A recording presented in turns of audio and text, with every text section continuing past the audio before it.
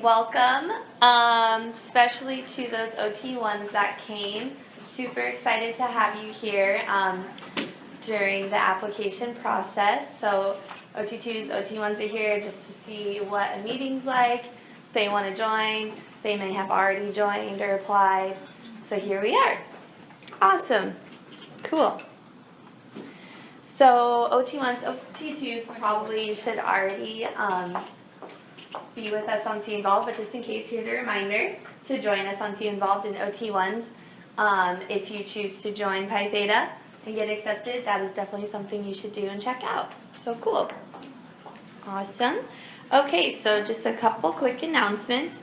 So this semester, we have a lot of cool things coming up, and when we send out the meeting link, we'll send out the PowerPoint, and you can just like write these times down if you want. But yeah, we'll go through all of these in the next slides. So our induction ceremony, super excited. That is going to be on February 12th. It's a Sunday. Everyone's invited, but if you're planning on coming, it'd be cool if you could RSVP to me. We have invited or asked about 40 OT1s/OT2s to apply. So we're hoping to get a good turnout from that. The dean is going to come. Gladys will be there.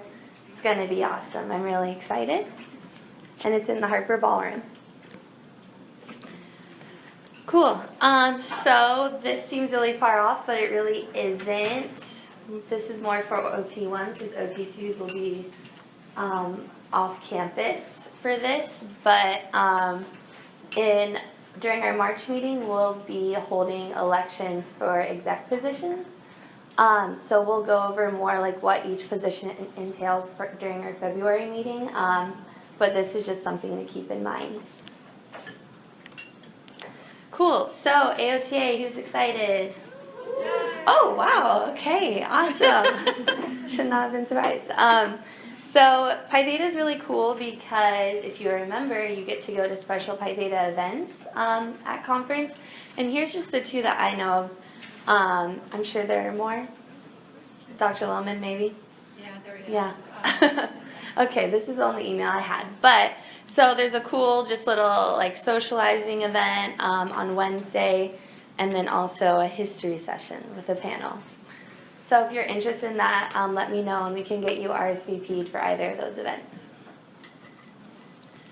Cool, so St. Kate's OT program does this cool thing every year where they try to get 50 OT programs to participate to raise $50,000 for research.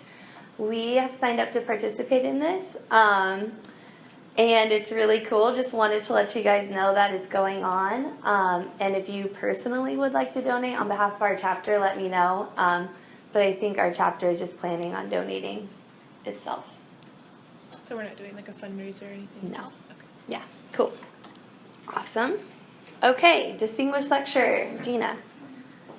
She is the distinguished lecturer. I am not the distinguished lecturer. So Dr. Gillen, as you guys hopefully know, is our distinguished lecturer. There's the date, Thursday, March 16th. I'll be sending out one of those Outlook requests with an informational flyer coming up. He sent me the title of the talk is going to be Integrating Performance-Based Cognitive and Perceptual Assessments to Promote Occupation-Based Practice. And there's some objectives that go along, but overall a neuro rehab kind of topic. There's going to be extra credit for both OT1s and OT2s. We'll be recording it so that distance students can watch it too, or if you can't attend for some reason at that time, you'll be able to watch it, and we'll have to do for different classes, like a little summary reflection kind of thing. And then coming up will be signups to be on a committee to work with me to help advertise and do some other things, and then a dinner with Dr. Gillen after the event if you're interested. So that'll be coming up.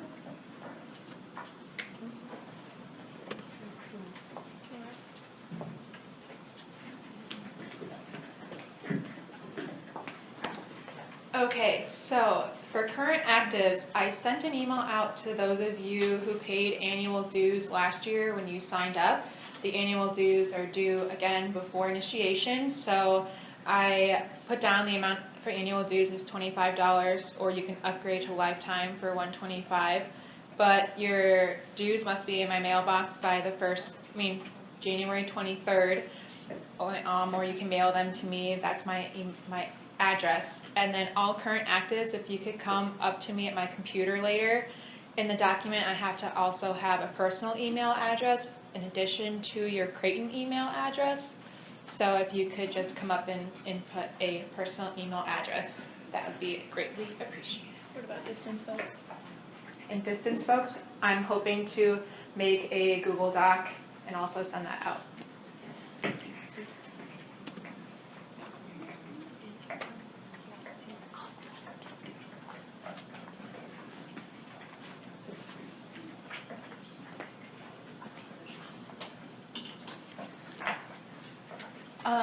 So I'm Amanda, the distance liaison, and just a couple quick things. If you have any interest in Journal Club, which we'll do later today, please contact me. There's my email.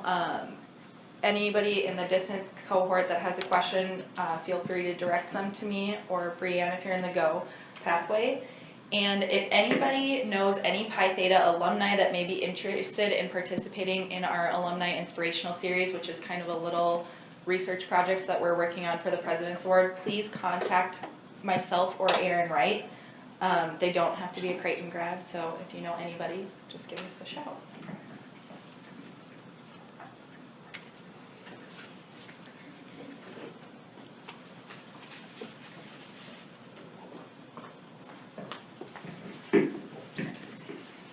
Hi, I'm Jenna.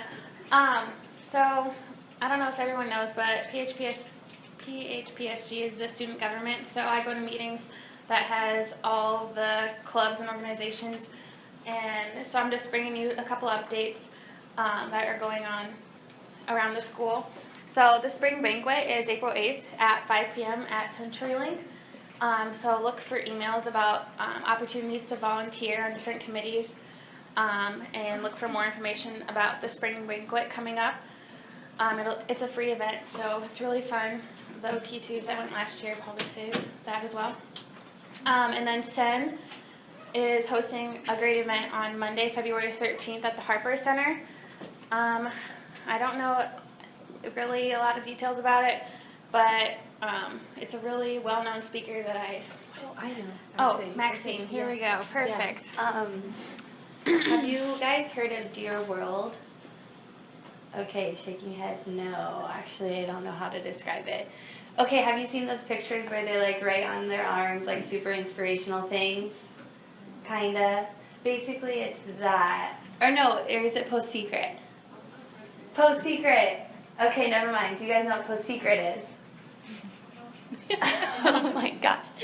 Okay, Post Secret is like a book of letters, basically, like that are anonymous, right? Yeah.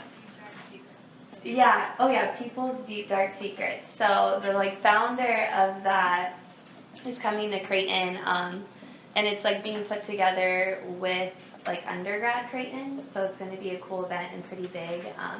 Also, Dear World is coming to Creighton. Though, just saying. Okay, but that's not this. Okay. All right. Sorry.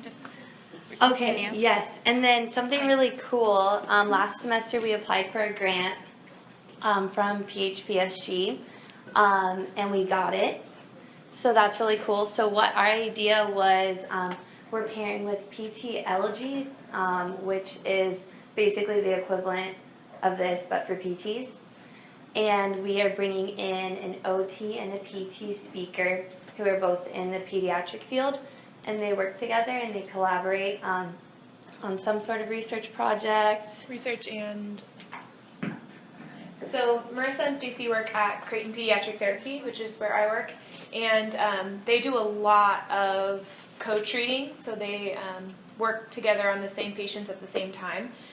Do a lot of that both on land and in the pool, which is cool. And then they also do interprofessional research together, so I'm looking forward to hear what they have to tell us on that.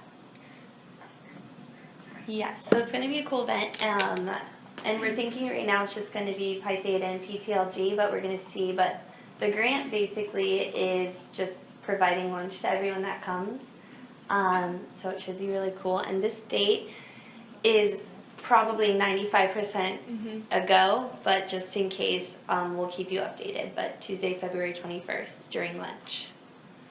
Cool. Okay. Awesome. Journal club. So I mentioned this a couple times before, but Journal Club is basically something that Pi Theta does. We tried to do it a couple times a semester. If you're interested, I'll just give you, this is my article that I did. So basically what you do is you have a peer-reviewed article and you just go over kind of the basics of what you learned and its application to OT, and then any questions at the end. And if you're interested in doing this in the future, please contact me. We can have it at any meeting. I think it's only a couple minutes, but.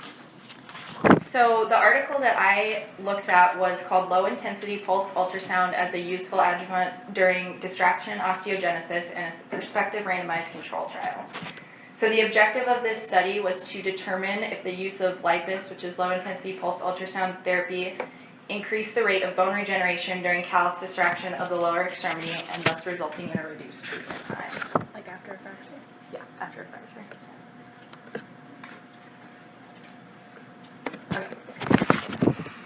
Go back one. For me or for you? For me. There we go. That's okay. So the basics of this study, it was, like it stated, a randomized control trial. The subjects all had fractures or bone deformities of the lower extremity, and they also were using external fixators at the site, and they were also undergoing callus distraction. The number of subjects in this study were 36, 32 males and 4 females. And in the treatment group, the parameters for LIPUS were 20 minutes a day at a frequency of 1.5 megahertz, 30 microwatts per centimeter squared intensity, and a signal length of 200 microseconds, which is pretty typical for ultrasound. There were 18 total participants in the treatment group, and participants were initially instructed to administer LIPUS by a physician in their first visit, and then they were sent home with a personal machine, and they self-administered treatment for the remainder of the trial. The treatment time varied based on participants. Treatment lasted between 45 and 373 days, just based on how long it took each participant to heal fully after the fracture. So the outcome measures that were used, there were 2. They're both very similar. The Distraction Consolidation Index and the Paley Index. The Distraction Consolidation Index is the ratio of gestation time for an external fixator in days to the size of the distraction gap in density per centimeter squared. And that is equivalent to the total treatment duration. And then the Paley Index, again, similar. It corresponds to the total treatment duration, but it's the ratio of gestation time in months to the size of the distraction gap in centimeters. So the results, the summary of the results were that both the Paley Index and Distraction Consolidation Index scores showed a decrease in total treatment duration, but there was not a significant difference. And the average fixator gestation time was also shorter by an average of 43.6 days in the treatment group compared to the control. Again, not a significant difference though. And interestingly, the control group had a greater average transport distant length of bone growth, and that just means that was the amount that the bone regenerated after the fracture.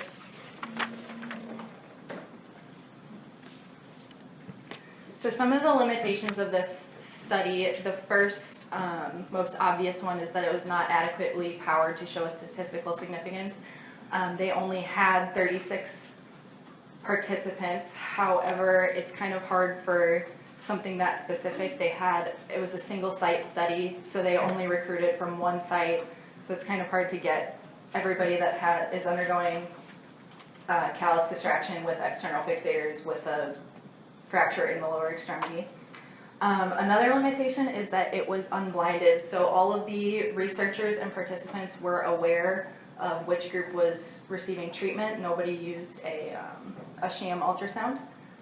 There was also some bias present from the self-administration and the fact that all the participants used the machines at home, so you don't really know how compliant the participants are being. Another limitation is that the lipase treatment group participants were an average of 7 years younger than the control. The authors stated that this shouldn't have a huge effect, but it's still possible because the younger you are, the faster you heal.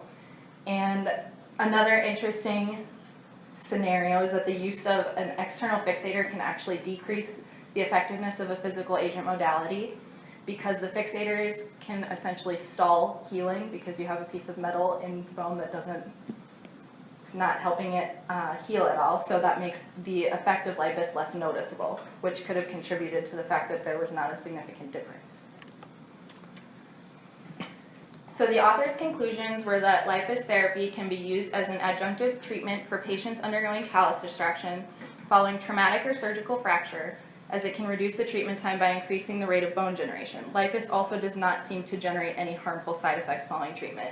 So basically, even though there wasn't a significant difference, there was a difference shown, and this is pretty similar in all the research regarding this topic, is that lipase does show some evidence that it can work, but because the sample sizes of the studies are so small, there's not a difference.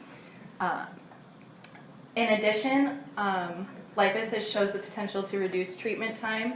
However, research has indicated that there's a need for larger sample size, double-blinded studies, and they have to control the different biases. So the application to occupational therapy, extremity fractures are one of the most common injuries, and non-unions, which are basically non-healed fractures, can result in pain and decreased function and overall decreased quality of life for patients. And lipase can be used as a preparatory method or an adjunctive therapy by occupational therapists, and this is particularly important in hand therapy. And something else interesting, that physical agent modality licensing laws vary by state, so it's kind of an interesting controversial area of practice. So, any questions?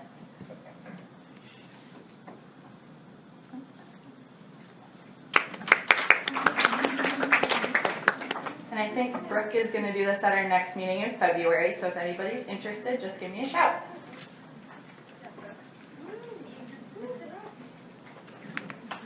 Okay, that's all we have for today.